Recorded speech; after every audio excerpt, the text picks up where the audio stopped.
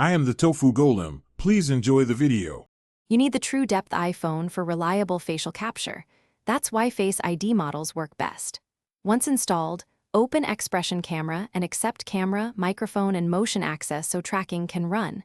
Make sure other camera apps are closed. They conflict. If you plan to stream to a desktop, enable USB or the same Wi-Fi network now. This gets you straight into the mapping process. You won't waste time later undoing permission or connection problems. You'll position the phone at eye level, about 40 to 70 centimeters away. That distance balances detail with tracking stability.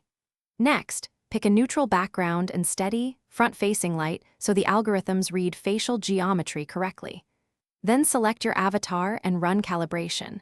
Hold a neutral expression, follow the on-screen cues as you tilt and turn your head slowly.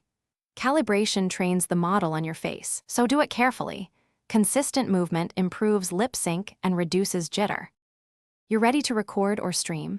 First, verify audio and visual sync by speaking a short line, then tweak latency or buffer settings if the app offers them. Route the Xpression Camera output to your streaming software via USB or app integration, and lock exposure if needed to avoid flicker. If tracking degrades, restart the app, recalibrate the face, and confirm camera and motion permissions are still enabled. That single troubleshooting step fixes most issues. Recalibrate when lighting or distance changes. Thanks for watching. Consider subscribing if we helped you today.